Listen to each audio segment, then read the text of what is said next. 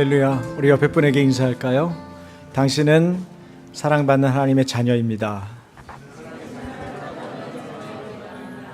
네, 할렐루야. 감사합니다. 하나님 말씀 보겠습니다. 지난주에 이어서 요한계시록 11장 그대로 11장 7절에서 12절 말씀입니다. 한 절씩 교독합니다. 제가 7절 먼저 읽겠습니다. 그들이 그 증언을 마칠 때 무적행으로부터 올라오는 짐승이 그들과 더불어 전쟁을 일으켜 그들을 이기고 그들을 죽일 터인즉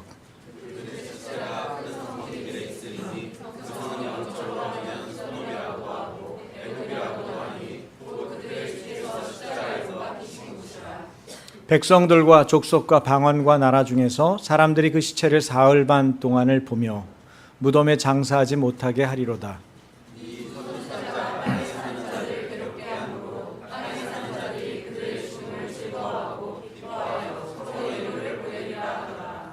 삼일 반 후에 하나님께로부터 생기가 그들 속에 들어가매 그들이 발로 일어서니 구경하는 자들이 크게 두려워하더라. 하늘로부터 큰 음성이 있어 이리로 올라오라 함을 그들이 듣고 구름을 타고 하늘로 올라가니 그들의 원수들로 구경하더라. 아멘. 간단하게 이 본문을 얘기하면 증인들 두 선지자가 죽임당하고 결국 복음을 전하다가 예수 그리스도를 증언하다가 죽임당하지만 결국 어떻게 돼요? 부활하고 승천하는 거죠. 결국 승리, 두 선지자의 승리, 두 증인의 승리, 두 증인으로 상징되는 교회 공동체의 승리를 말해주고 있습니다. 여러분, 세상에는 두 부류의 사람이 삽니다. 하나님을 아는 사람과 하나님을 알지 못하는 사람입니다. 하나님을 아는 사람에도 두 부류의 사람이 있습니다. 하나님의 주권을 인정하는 사람과 하나님의 주권을 인정하지 못하는 사람입니다. 누가 하나님 나라에 들어갈까요? 마가복음 10장은 말씀합니다. 어린아이와 같이 받들지 않는 자는 결단코 하나님의 나라에 들어가지 못한다. 그리고 그 바로 전절에 이런 말이 있죠. 재물이 있는 자는 천국에 들어가기가 심히 어렵다. 그 부자는 예수 못 믿습니까? 그렇지 않습니다. 부자는 하나님의 주권을 인정하기가 어렵죠. 둘 모두 다시 말하면 어린아이처럼 하나님을 받들지 않는 사람, 재물이 있는 사람, 이 둘 모두 하나님의 주권, 하나님이 내 인생의 주인이심을 인정하는 삶을 살기가 쉽지 않다, 어렵다, 이 얘기를 예수님은 하고 있어요. 그러니까 천국에 들어가기가 쉽지 않다는 거죠. 이런 부류가. 하나님 나라는 하나님의 주권으로 통치되고 다스리시는 나라이기 때문입니다. 가진 것이 많아서, 손에 쥔 것이 가득 차서 주님이 주신 것을 순전하고 완전하게 받아들여지기가 어려운 것입니다. 가져서, 있어서, 건강해서, 부자여서 주님의 나라에 들어가기가 어렵다면 그 사람은 참 불행한 것이죠. 가진 거는 여러분 좋은 거죠. 있는 것은 좋은 것입니다. 건강한 것 얼마나 좋은 것입니까? 그런데 그것 때문에 하나님이 줄 때 내가 쥔 손을 펴지 못하고 내가 가지고 있는 것보다 하나님이 준 것이 더 귀한 것이고 가치 있는 것이기 때문에 얼마든지 내려놓고 받을 수 있어야 되는데 받을 손이 없어요. 저 받을 손 없는데요. 그럼 지나가는 거죠. 지나가는 것입니다. 그 사람에게 주어지지 못하는 거예요.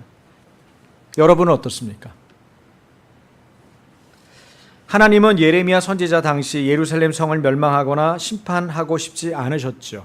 그렇기 때문에 그 성 가운데 한 사람이라도 정의를 행하고 진리를 구하는 사람을 찾으라고 말씀하십니다. 그러면 용서하겠다고 하시죠. 사랑하는 여러분, 그 한 사람이 우리가 되기를, 우리 때문에 이 땅에 하나님의 심판을 막아설 수 있기를 주님의 이름으로 축원합니다. 지난주에도 읽었습니다만 예레미야 5장 1절입니다. 다 같이 우리 조혜진 집사님이 같은 영을 받았죠. 같은 본문을 인용하셨어요. 같이 읽겠습니다. 너희는 예루살렘 거리로 빨리 다니며 그 넓은 거리에서 찾아보고 알라. 너희가 만일 정의를 행하며 진리를 구하는 자를 한 사람이라도 찾으면 내가 이 성읍을 용서하리라.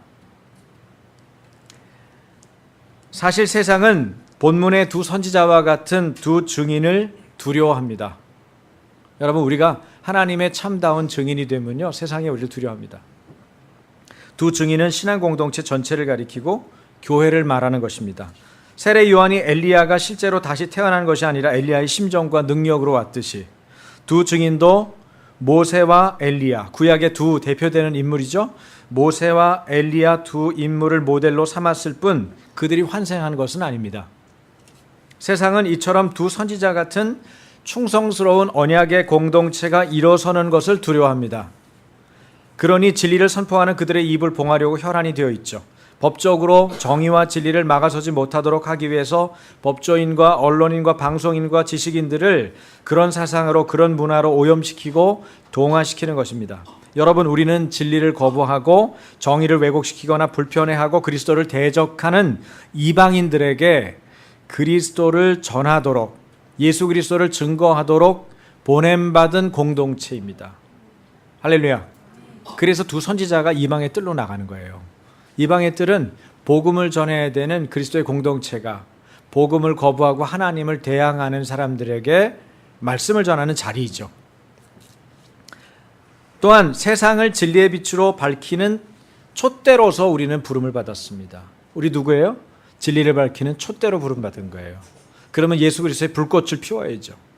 그래서 촛대를 단정하게 다듬고 깨지지 않도록 버티고, 그리고 진리의 빛이 우리를 통해서 높게 비춰질 수 있도록 우리의 역할을 다해야 하는 것이죠. 그것이 우리가 부름받은 정체성입니다. 우리가 선택할 수 있는 건 뭡니까? 죽기를 각오하고 세상을 살리든가 아니면 죽어가는 세상에 동화되든가 결정해야 하는 거예요. 계시록 11장은 모든 열방의 회개와 믿음을 확보하는 유일한 방법이 교회가 충성스러운 공동체로 거듭나는 것 외에 다른 길이 없다, 이 얘기를 명확하게 말하고 있습니다. 근데 그러자면은 한 가지 전제가 있어요. 그건 뭐냐면 하나님이 우리한테 얼마나 신실한 분인가에 대한 분명한 확증을 증인인 우리가 반드시 가지고 있어야 돼요. 여러분, 여러분의 삶 가운데 하나님은 얼마나 신실한 분이세요? 여러분, 하나님이 얼마나 신실한 분인지에 대한 확증이 여러분 안에 있어야 돼요. 그것이 여러분이 담아야 될 불꽃이에요. 사실 교회가 충성스러운 하나님의 언약 공동체가 되려면 하나님을 그만큼 믿어야 하는데 현실이 그렇지 못하죠. 예배 시간에 왔다 갔다 하지 마세요. 창세기에는 아브라함이라는 사람이 등장합니다. 믿음의 조상이라고 일컬어지는 사람이에요. 그런데 그분이 처음부터 믿음의 조상이라고 인정되지 않았어요. 여러분 잘 알다시피 그분은 형편없는 짓도 많이 했어요.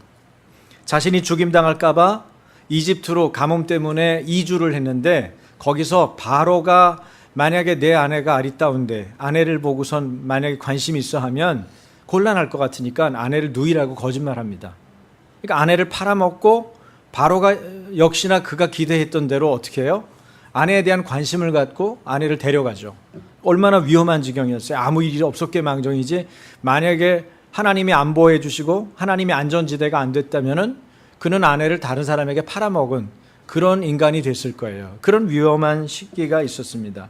또 아들을 주시겠다고 하나님이 약속을 합니다. 그래서 그것을 믿어요. 그래서 하나님하고 가까워지고 하나님과 관계가 바르게 정립되는 것 같았어요. 하나님도 아브라함이 그 말을 믿으니까 그 사람을 의로 여기셨다. 아브라함이 여호와를 믿으니 그를 의로 여기시고 이를 의로 여기시고 라고 성경에 나오거든요. 그러면 아브라함과 하나님과의 관계가 바르게 정립된 것 같은 거예요. 그런데 여러분, 그 다음 장을 봐야 돼요. 만약에 그 장을 가지고 그 장에 대해서 너무 마음을 실어서 열렬하게 설교한 목사님은 그 다음 장에서 설교할 때 실망에 대한 얘기를 해야 돼요. 그 다음이 무슨 얘기인데요? 그 다음에 하갈이 등장해요. 하갈은 누굽니까? 사라의 여종이에요. 근데 사라의 여종 하갈에게 이렇게 아브라함에게 부인 사라가 이렇게 얘기해요. 나는 가능성이 없어. 이제 나한테는 방법이 없으니까 그러지 말고 내 여종 하갈에게 들어가시오. 그래서 하갈하고 몸을 섞죠. 그리고 누굴 낳아요? 나중에 이스마엘을 낳아요. 그게 누구예요? 하나님으로부터 의롭다고 여김을 받았던 아브라함의 행태예요. 여러분, 믿음은 잘 간직한 것 같은데 믿음이 금방 주저앉고 흔들려 버리는 게 우리 꼴이에요. 얼마나 우리의 몰골하고 잘 비슷합니까? 그런 걸 보면 우리는 참 가능성이 없는 인간이에요. 아브라함은 참 가능성이 없어요. 그렇죠? 하나님은 그럼에도 불구하고 어떻게 해요? 또 찾아오세요. 하나님은 늘 찾아오세요. 하나님은 아브라함에게 제물로 드려질 짐승들을 가져오게 합니다. 그래서 제물들을 가져오니까 제물들 어떻게 하라고 그래요? 쪼개라고 그러죠. 제물을 죽이라는 거예요. 반을 나누라는 겁니다. 나눠서 쭉 벌려놓고 거기다 화로에다 집어넣는 거예요. 그러니까 그게 고기가 구워질 거 아니에요. 저녁이 됐는데 해가 졌어요. 어두침침해지니까 그때 횃불이 그 쪼개놓은 제물 사이로 지나갑니다. 그 횃불이 뭐예요? 하나님의 임재를 상징하는 거예요. 하나님이 직접 그 불로 지나가는 거예요. 뭘 말할까요? 왜 쪼개놓은 사이로 지나갔을까요? 자, 동물을 쪼갰다는 것은 피를 봤다는 거예요. 죽였다는 거예요. 희생을 시켰다는 거예요. 하나님과 아브라함 사이의 언약은 이처럼 준엄하고 엄격하다는 거예요. 만약에 이 언약을 지키지 못할 경우는 너든 나든 재물처럼 반토막 난다, 죽는 거다, 끝나는 거다, 그렇게 얘기하시고 아브라함도로 지나가라고 안 하시고 하나님이 그 사이로 지나가시는 거예요. 여러분 어떻게 생각하세요? 아브라함이 신실합니까? 아브라함이 충성됩니까? 아니요. 아브라함하고 언약을 맺는 하나님이 충성되고 신실한 거예요. 그래서 변함없이 우리를 계속 찾아오시고 변함없이 우리의 믿음을 세워주시고 변함없이 우리를 충성스러운 언약 공동체라고 말씀해 주시는 거예요. 이것이 하나님의 긍휼입니다. 이것이 하나님의 사랑이에요. 이것이 하나님의 충성됨입니다. 그 하나님의 충성스러움, 신실함 때문에 우리가 오늘도 예배하고 여기 버티고 있는 거예요. 아니면 그 재물처럼 쪼개졌어야 돼요.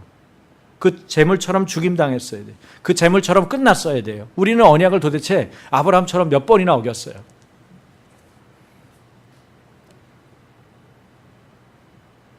아브라함의 불완전함과 충성스럽지 못한 잘못에도 불구하고 하나님은 또 찾아오셔서 언약을 맺으시죠. 내 몸에서, 너의 몸에서 날 자가 내 상속자가 된다, 이 말을 전해주는 것입니다. 그리고 짧은 시간이 아니라 긴 시간이 흐릅니다. 아브라함은 더 노쇠합니다. 약속했던, 언약했던 그 시간에 애를 낳아도 나을까 말까인데 더 시간이 흘렀어요. 뭘 말하죠? 불가능하다. 형편은 더 나빠졌다는 거예요.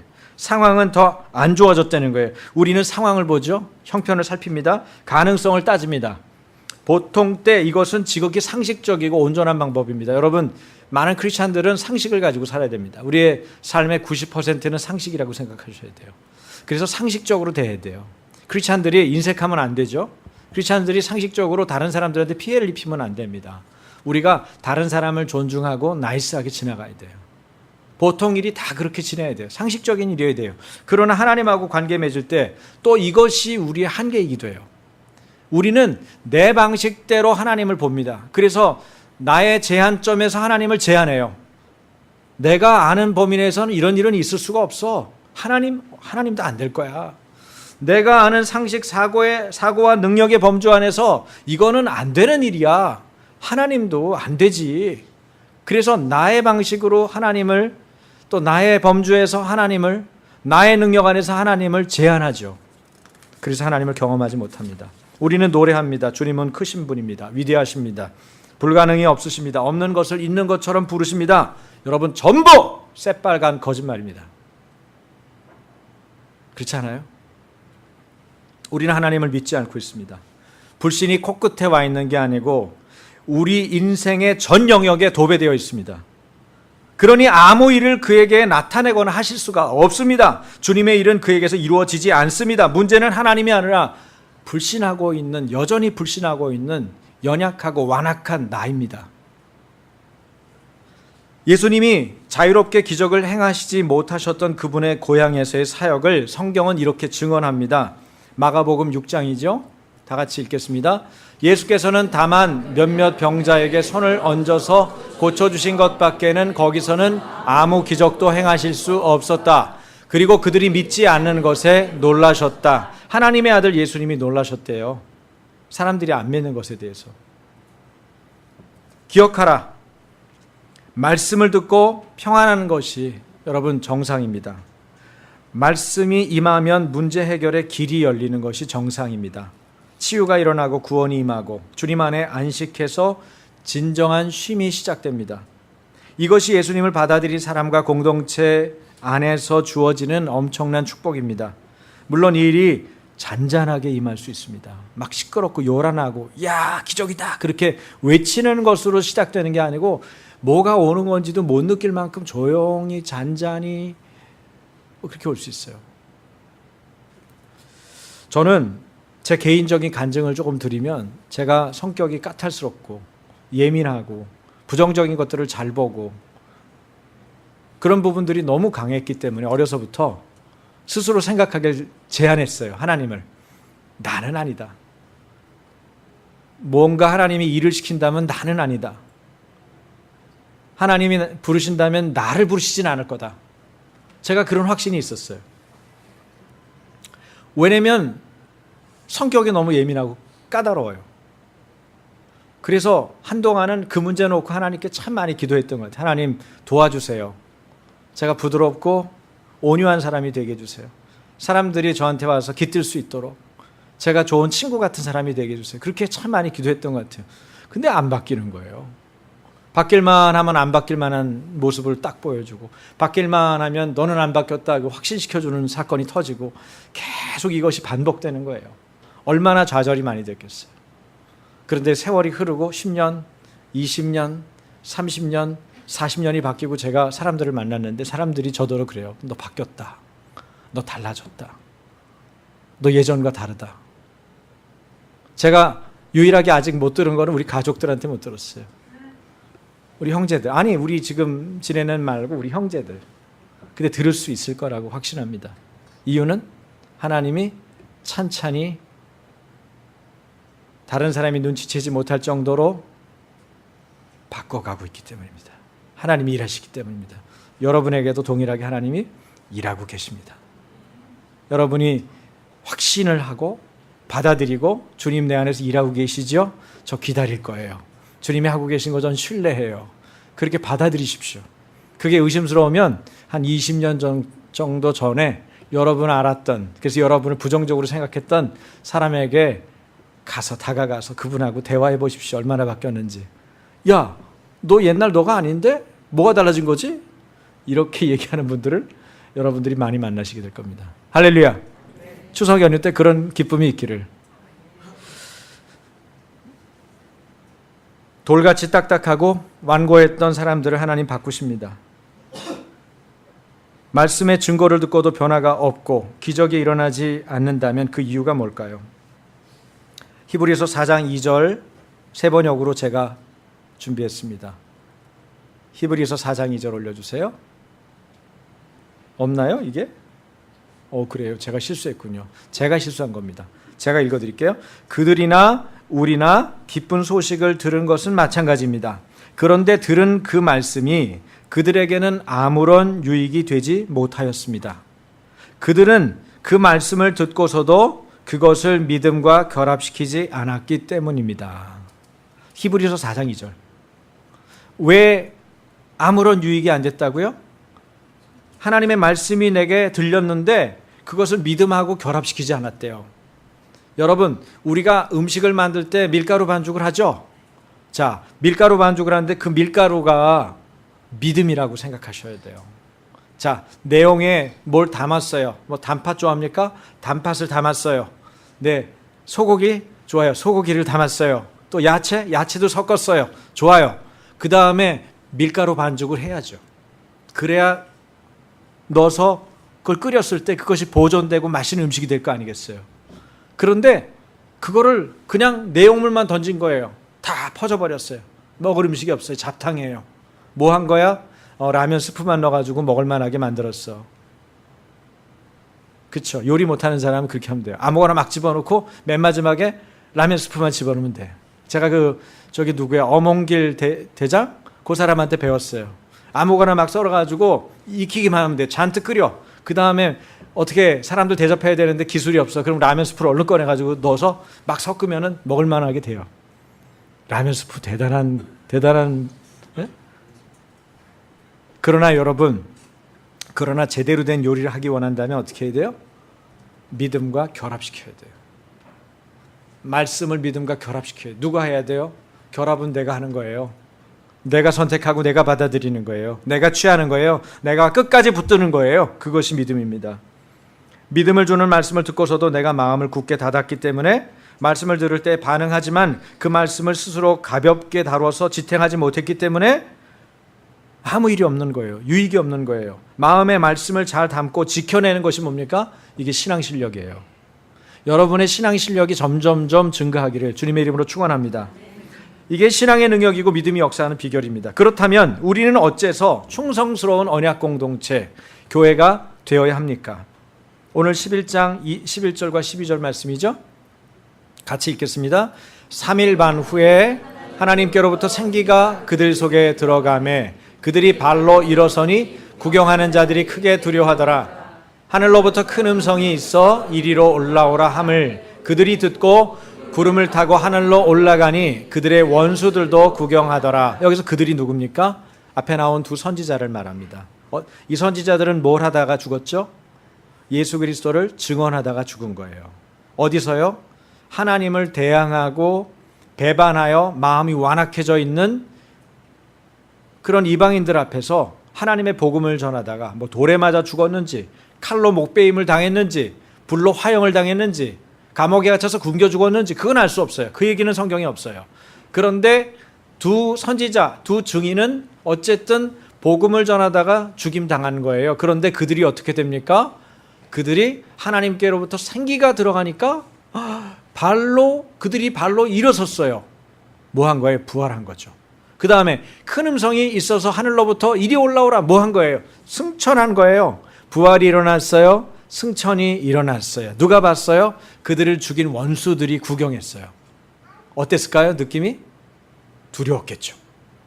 여러분, 복음을 전할 때도 세상은 두려워합니다. 우리가 주님의 부활과 승천에 동참할 때도 그들은 두려워합니다. 왜요? 살아계신 하나님이 그곳에 임재하는 것을 알기 때문에. 살아계신 하나님이 그곳에 임하셔서 심판하고 그것에 대해서 상 주시고 명확하게 선을 긋기 때문에. 예수 믿고 주님이 다시 오실 때 예수 믿는 사람들이 받는 축복은 뭡니까? 우리는 주님으로부터 주님과 교제함을 통해서 이미 상급을 누리고 있지만 그 상급이신 주님이 직접 오셔서 주님께서 준비한 특별한 상을 주시기 때문이에요. 그런가 하면 예수 믿지 않는 사람은 그때는 상을 받는 게 아니라 영벌을 받는 거예요. 한번 매맞고 끝나는 게 아니라 끝까지 가는 거예요. 벌도. 그 일들을 경험하는 것이 바로 주님의 재림이죠. 다시 오심이에요.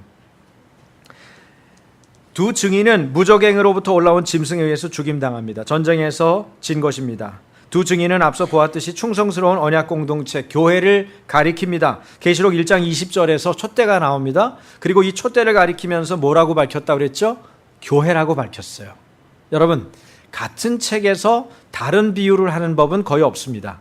요한계시록 1장에서 촛대를 교회라고 했으면 지금 11장의 촛대도 뭐예요? 두 촛대가 나오지만 역시 교회를 말하는 거예요. 우리가 그것을 잘 이해해야 돼요. 성경은 맥락이 중요하고 앞에 비유와 뒤에 비유가 연결되어 있다는 것을 꼭 기억해야 돼요. 5장에서는 교회 전체가 뭐래요? 나라와 제사장이라고 나와요. 제가 강조 많이 했죠? A nation, A kingdom. 그죠? 얘기 기억나십니까? A priest, A nation, A priest. 그렇게 계속 얘기했죠. 나라와 그 다음에 제사장. 증인들이 기능하는데 왕과 제사장의 기능으로 한다는 거예요. 이 두 선지자의 기능은 왕과 제사장의 기능과 연결되어 있어요. 그것이 교회입니다. 교회는 왕과 제사장의 기능을 하는 거예요. 증인들은 뭘 입었어요? 베옷을 입었다고 말씀드렸어요. 왜 베옷을 입었죠? 희생을 각오하고 회개를 촉구하기 위해서 베옷을 입었어요. 심판에 대하여 진심으로 슬퍼하기 때문에 그 슬픔이 사람들을 회개에 대한 중보의 기도로 일깨우기도 하는 거예요. 그래서 여러분, 두 선지자, 두 증인은 어떻게 해요? 자기가 죄 지은 게 아닌데 남의 죄에 대해서 중보합니다. 어떤 역할을 하는 거죠? 제사장적인 역할을 하는 거죠. 제사장적인 기능을 하는 거예요. 이것이 교회의 예언자적인 소명이죠. 선지자적인 소명이에요. 또 물론 소망 가득한 복음 전도의 모습이 아닐 수 없습니다. 하지만 세상을 살리기 위한 너무나도 중요한 충성스러운 언약 공동체, 교회의 기능이고 역할입니다. 다시 정리할게요. 여러분, 교회는 두 가지 기능을 하죠. 하나는 예언자적 기능을 하고 선지자적 기능을 하고 또 하나는 제사장적 기능을 해요. 제사장적 기능. 제사장적 기능은 뭘 하는 거예요? 백성들의 죄를 주님 앞에 다가가서 하나님, 백성들이 이렇게 죄를 지었습니다. 이 죄를 용서해 주십시오. 도말해 주십시오. 죄로부터 돌이키게 해 주십시오. 이렇게 기도하는 거예요. 그게 뭐예요? 예배고 제사예요. 제사장적인 기능을 하는 거예요. 교회 공동체, 충성스러운 교회 공동체는 이것이 반드시 그 역할과 기능 중에 있어야 돼요. 없어. 자기밖에 몰라. 그러면은 이거 안 하고 있는 거예요. 뭐 안 해요? 제사장적인 기능을 안 하는 거야. 또 하나는 뭐 해요? 예언자적인 기능, 선지자적인 기능이 있어요. 그건 뭐 하는 거죠? 하나님으로부터 말씀을 받아서 세상 가운데 그 복음, 말씀, 예언을 전하는 거예요. 그것이 알리는 거예요. 이게 뭐예요? 예언자적인 소명이고 예언자적인 기능이에요. 제사장적인 기능과 예언자적인 기능, 선지자적인 기능, 이 두 가지가 함께 있어야 교회로서 충성스러운 언약 공동체가 되는 거죠. 그 충성스러운 언약 공동체 전제는 뭐예요? 내가 하나님의 말씀에 붙어 있는 거죠. 그 말씀을 지켜내는 것입니다. 이것이 신앙의 실력이라고 제가 말씀드렸어요. 붙어 있기 위해서 기도 생활하는 거예요. 붙어 있기 위해서 말씀을 보는 거예요. 붙어 있기 위해서 말씀을 묵상하는 거예요. 붙어 있기 위해서 하나님의 말씀이 어떠한가를 고민하는 거예요. 말씀을 붙어서 잘 배우려면은 여러분 꼭 해야 되는 게 있어요. 그거는 뭐죠? 하나님의 말씀을 읽을 때, 구체적으로 얘기를 드리는 거예요. 하나님의 말씀을 읽을 때 남의 얘기 읽듯이 읽지 않고 내가 그 속에 현장에 들어가는 거예요. 예를 들어서 오늘 리더들하고 아브라함 얘기를 했는데, 아까도 아브라함 얘기를 저기 꺼냈죠. 아브라함이 겪었던 사건이 있으면 그 사건 속으로 누가 들어가야 돼요? 내가 들어가야 돼요. 내가 아브라함이 되거나 아브라함 최소한 옆에 있든지, 그래서 그 사건이 남의 얘기가 아니라 내 사건인 것처럼 자꾸 자기를 적용을 하는 거예요. 그래서 아브라함이 고민하는 게 자기 고민이 돼야 돼요. 아브라함의 기도가 자기 기도가 돼야 돼요. 아브라함의 기쁨이 내 기쁨이 돼야 돼요. 아브라함이 성취한 것이 내가 성취한 것처럼 돼야 돼요. 그것이 공감되고 느껴질 때 하나님의 말씀이 내 삶 가운데서 구체적으로 역사하는 거예요. 아니면 남의 얘기니까 좋은 거예요. 남의 얘기인데 뭐 내 얘기가 아니잖아요. 남의 얘기 신경 쓸 필요 있어요? 나하고 상관없는 얘기인데. 그래서 말씀이 여러분을 전혀 타치를 못하는 거예요. 결국 말씀과 믿음이 결부해야 내게 유익이 오고, 말씀과 믿음이 결부하지 않으면 백날 교회를 다녀도, 천년을 교회 다녀도 천국에 못 갑니다. 확신하건대. 이 중요한 충성스러운 언약 공동체, 교회의 기능과 역할을 기억하십시오. 그리고 말씀을 볼까요? 에스겔서 22장 30절 31절.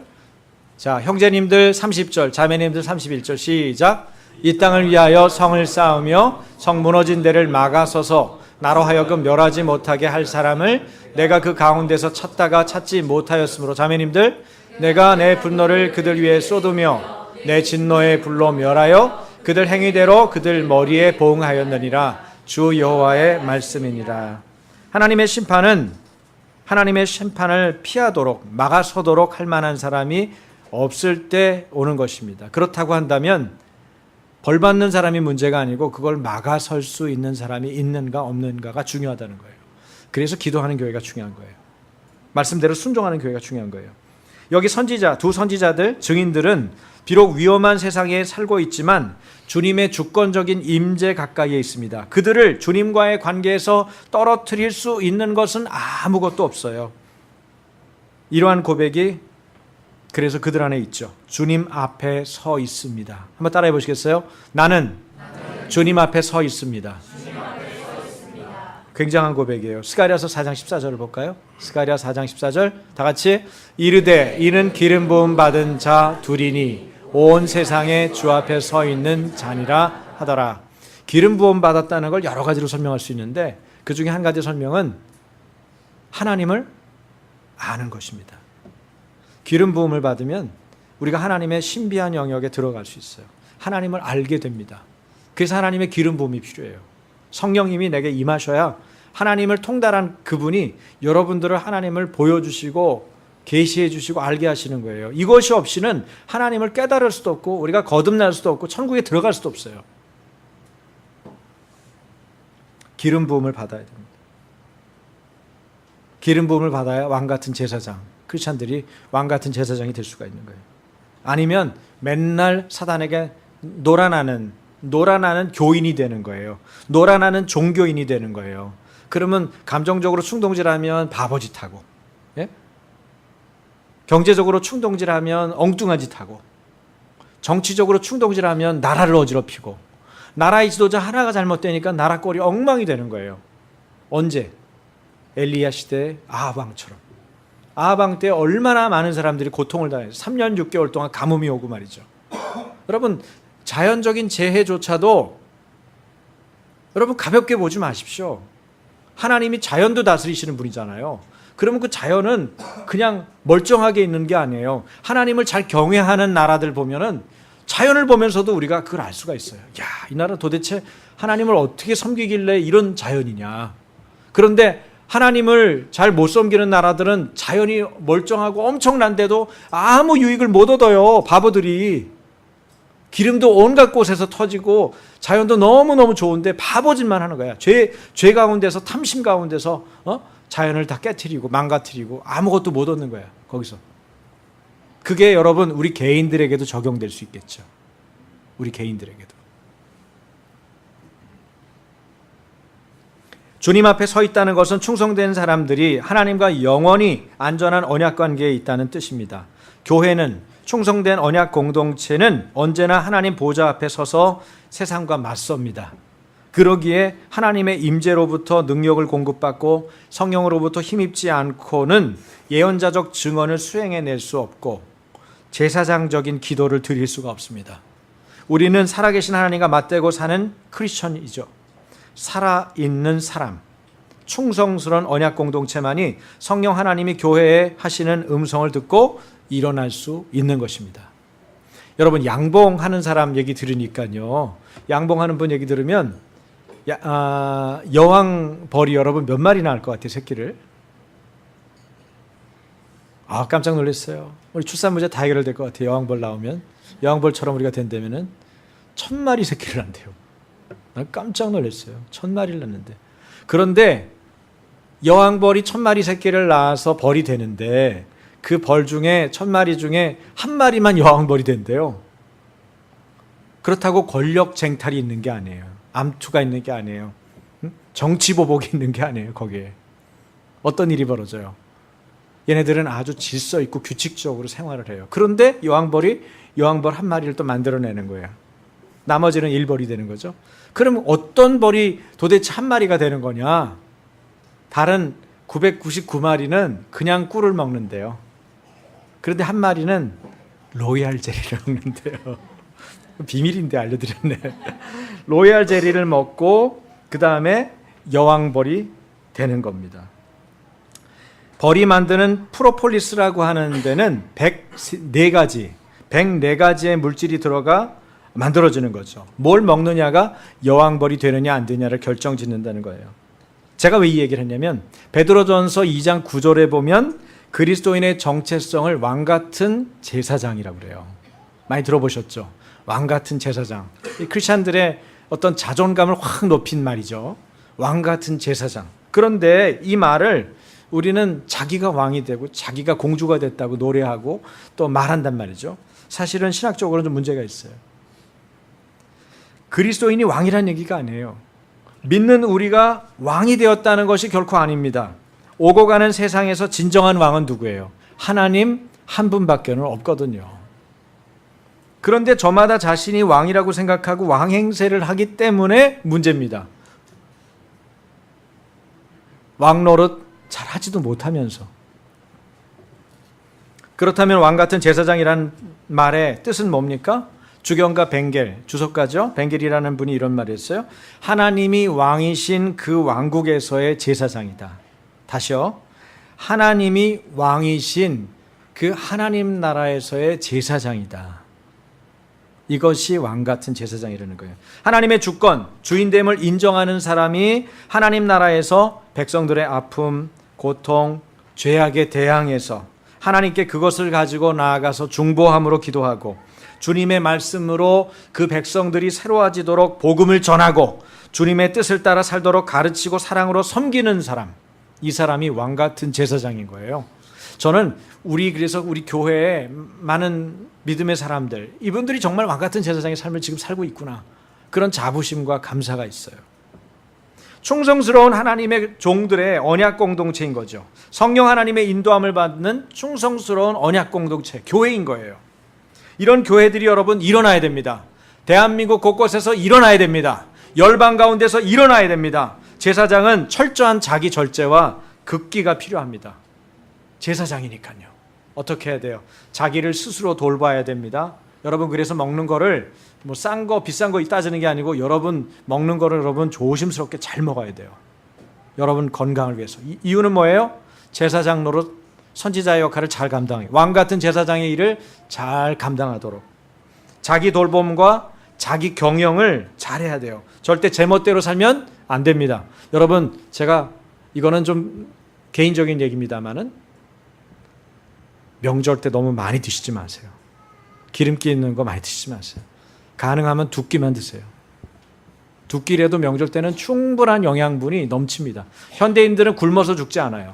걱정하지 말고 굶어 죽을까 봐 세 끼 드시지 말고 두 끼만 드세요. 일하는 분들 제가 들어보니까 두 끼 먹는 분이 너무 많아요. 두 끼 드실 수 있으면 두 끼 드시고 하나 정도는 뭐 사과 하나 먹든지 주스 한 잔 먹든지 고구마 하나 드시든지 바나나 하나 드시든지. 세 끼 먹는 분한테 이렇게 죄송하지만 막 신진대사가 원활해가지고 견딜 수가 없다. 그분만 세 끼 드시고 나머지 분들은 전부 명절 때 특별히. 예? 이유는 제가 여러분 다이어트 하라는 얘기예요? 아니에요. 왕 같은 제사장이기 때문에 여러분 자신을 관리하라는 얘기예요.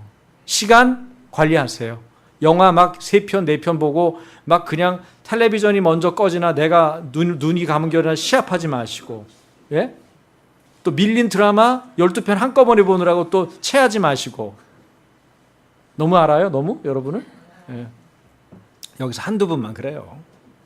한두 분만. 너무 일 밀린다고 또 일한다고 막 그냥 한꺼번에 24시간 일하지 마시고. 일하는 분들도 그런 분들이 있어요. 부디 어떻게 해야 돼요? 여러분 자신을 잘 관리하십시오. 왜? 왕 같은 제사장이기 때문에. 절대 제멋대로 살면 안 됩니다. 하나님은 우리의 왕이시고 우리는 하나님의 종이자 백성이고 그리고 하나님의 뜻대로 사는 것이 우리 삶의 의미와 목적이기 때문에 그렇습니다. 추석 연휴는 깁니다. 여러분 이 긴 시간을 어떻게 보내실 것입니까? 여러분과 나는 왕 같은 제사장입니다. 하나님은 왕, 따라해서 보세요. 하나님은 왕이시고 나는 주님의 종이고 나의 삶의 의미와 목적은 하나님의 뜻대로 사는 것이다. 이것만 잊어버리지 않는다면 하나님의 뜻이 하늘에서 이루어진 것 같이 오늘 이 땅에서도 이루어질 것입니다. 마지막 화면 올려주세요. 우리 같이 일어나십시오. 일어나서 한번 반복해서 3번 외칠 겁니다. 충성스러운 언약 공동체, 제가 이렇게 부르면 여러분이 교회여 일어나라 그렇게 하시는 거예요. 하실 수 있어요? 충성스러운 교회, 그러면 아침이니여 일어나라, 이거를 3번을 반복할 건데 잘 하실 수 있겠습니까? 네, 그러면 연습 없습니다. 그냥 합니다. 충성스러운 언약 공동체, 교회여 일어나라. 충성스러운 교회, 아침이니여 일어나라. 충성스러운 언약 공동체, 교회여 일어나라. 충성스러운 교회, 아침이니여 일어나라. 충성스러운 언약 공동체, 교회여 일어나라. 충성스러운 교회, 아침이니여 일어나라. 자, 두 손 올리세요. 두 손 올리고 이 시간 하나님, 제가 그 사람입니다. 제가 그 교회입니다. 제가 그 언약 공동체입니다. 주님, 나를 일으켜 주시옵소서. 함께 우리 기도합니다. 주여 한번 외치고 기도합니다. 주여! 하나님 아버지, 우리를 충성스러운 사람이라고, 충성스러운 교회라고, 충성스러운 언약 공동체로 불러주신 것 감사합니다. 하나님, 우리는 아브라함처럼 실수가 많고 하나님 믿었다고 하면서도 그때도 하나님 잘못하고 딱딱한 마음으로 하나님 앞에 서지 못하는 완고하고 하나님 아버지 불충스러운 자들입니다. 그럼에도 불구하고 하나님의 사랑이, 하나님의 긍휼이, 하나님이 변함없는 은혜가 우리를 덮었습니다. 우리를 이끌었습니다. 우리와 언약 맺어 주셨습니다. 우리가 주님 앞에 회개하고 돌이켜서 이제 일어날 것입니다. 하나님의 교회여 일어날지어다. 충성스러운 언약 공동체 아침교회 아침인들이여 일어날지어다. 하나님이 대한민국에 하나님의 교회를 일으켜 주옵소서. 하나님 열방 가운데 하나님의 사람들을 일으켜 주옵소서. 아버지, 우리가 주님 앞에 반응합니다. 우리가 주님 앞에 응답합니다. 주여 불로 임하시옵소서. 주여 성령의 기름 부음으로 임하시옵소서. 주여 이 나라를 불쌍히 여기시고 하나님의 교회를 불쌍히 여기시고 아버지 우리 가정을 불쌍히 여기시고 하나님 우리들을 불쌍히 여겨주시옵소서. 주여 우리를 불쌍히 여겨주시고 하나님 충성스러운 언약 공동체로 부르셨으니 우리가 아멘으로 대답하게 하시고 우리의 삶이 아멘으로 응답하게 하여 주시옵소서.